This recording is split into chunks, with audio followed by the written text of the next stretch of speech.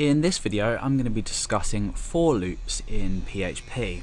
Now with a for loop the structure is slightly different to a while and a do while loop in the sense that initially this would be the structure. So we'd use the for word here, and then we'd have a bracket, and then we'd have our sort of block here with our text. So I'm going to say this and I'm going to break. Now the main difference is with a for loop, interestingly, we have several expressions inside. So the first expression is declaring the variable, or rather assigning a value to the variable that you're going to use for the loop's counter.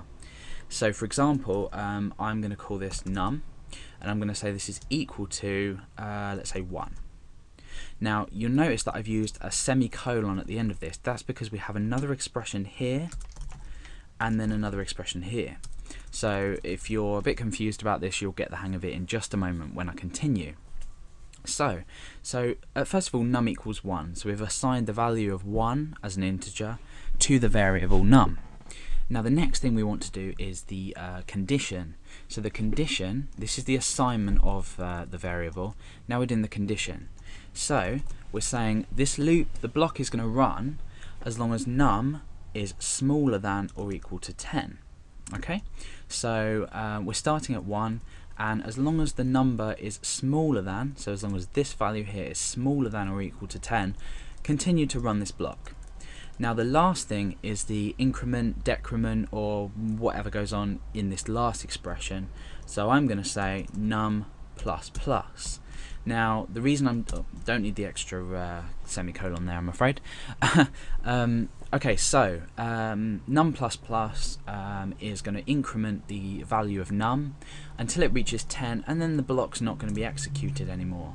So if we come onto this page and refresh, you can see that this is loop 1, 2, 3, 4, 5, 6, 7, 8, 9, 10 times. So again, with the previous examples in my other loop tutorials, I'm going to get rid of this and I'm going to add the value num and just concatenate that onto a break using the full stop, So now I can refresh, and you can see we're going from 1 up to 10. Now the way this loop works is I've already explained the assignment of the variable, the comparison here, and then the increment, or in fact decrement. If we were to start, say, this at 10 and end this at 1, we've essentially now simply just reversed the order. So, sorry, that needs to be greater than or equal to 1, obviously, because we're counting backwards. So that's 10 to 1 now. Now the essential steps that this takes is we do assign, and then we check the comparison. As long as this here is true, this expression here is true, then the block is executed, and then we decrement the number. So we're starting at 10. This is going to equal 10. It's not going to decrement 10 to 9 and then display it, if that makes sense. So at this point, after these two expressions, we run the block, then we decrement or increment the number, or whatever we are doing to it. So we could say, for example, if we wanted to count our 2 times table, we could start the number at 2. Let's say we wanted to go up to 20. We create that smaller than or equal to 20. So obviously 20 is divisible by 2, so we can say that it's smaller than or equal to, and then we're going to say num equals num plus 2. We can squeeze that together just so it's easier to read. So num equals num plus 2. Now what we're doing is we're starting at 2. Remember, we execute these two first. So num here will equal 2. Then we'll add 2, so that will equal 4, and then 6, then 8.